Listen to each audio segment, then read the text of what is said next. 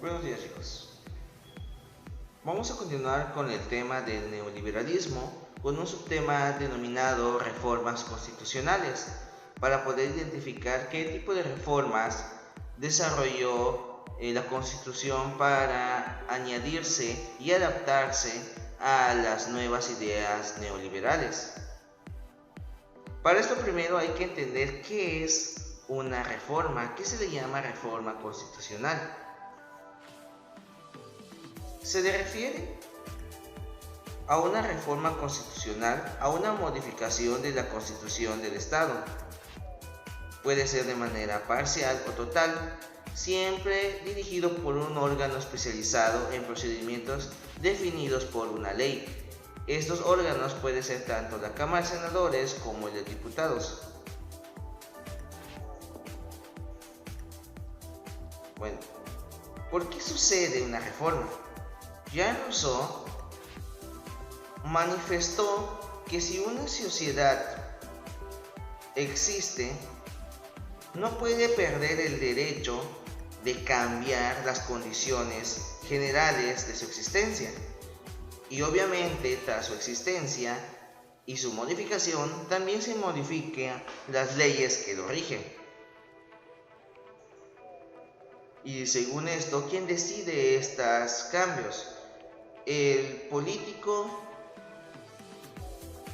mexicano Ignacio Burgos considera que del cambio, la reforma de una política o una ley, si es necesaria,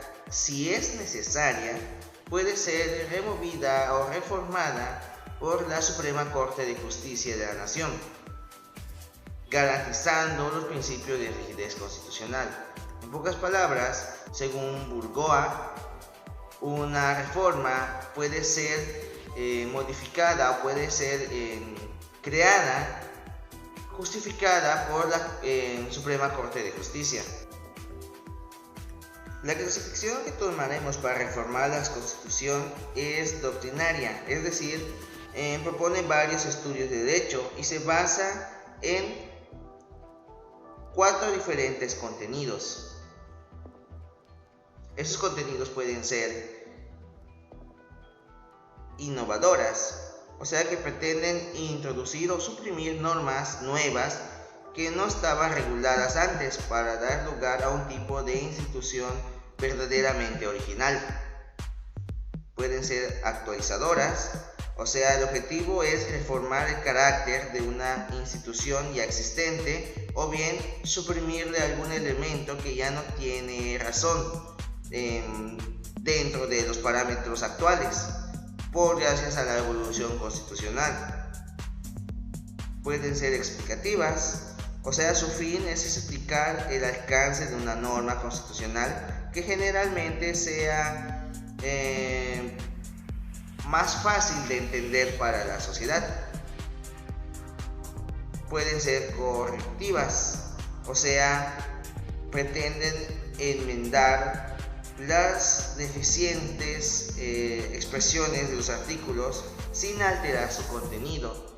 Esto se da para poder renovar nuestra Constitución. Por ejemplo, gracias a estas reformas podemos tener leyes que salvaguardan tanto los intereses en un medio real como en un medio real como el Internet.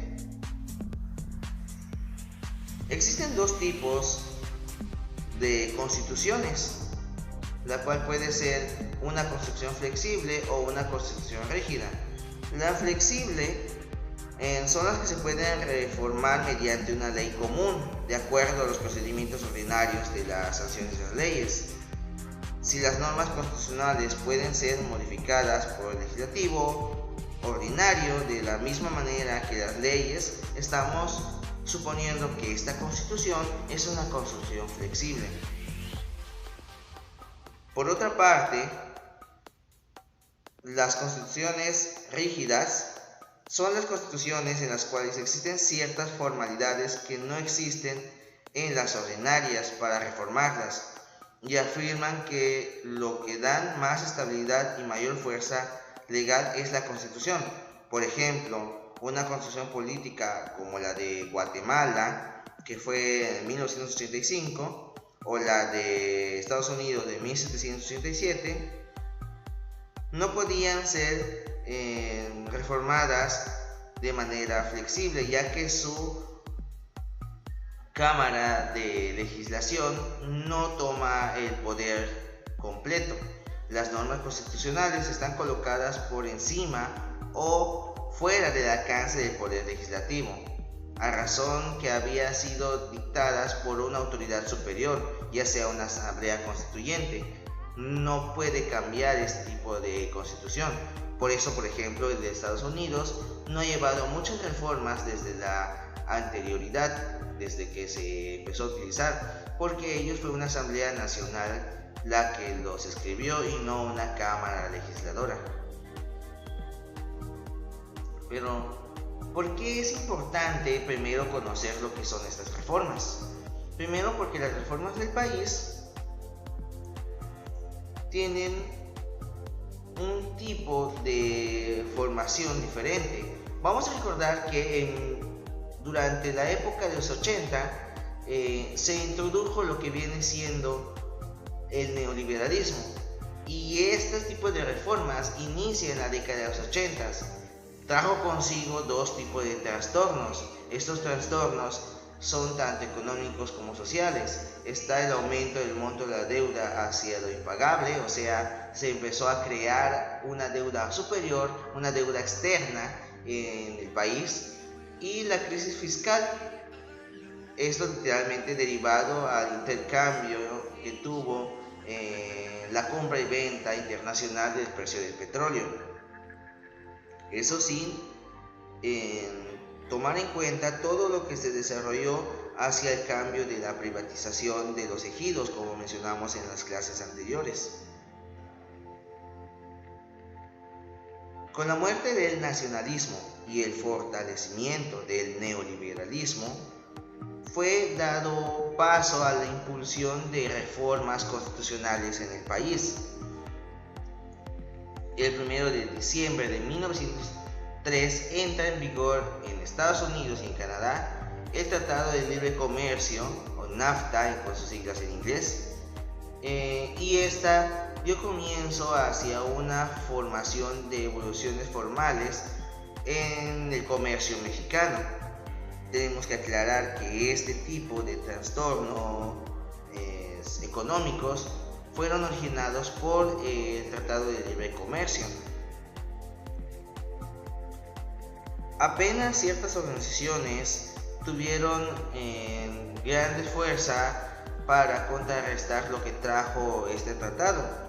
De hecho, incluso los valores inspirados por Friedrich Hayek y Milton Friedman no pudieron sostener las ideas del nuevo neoliberalismo.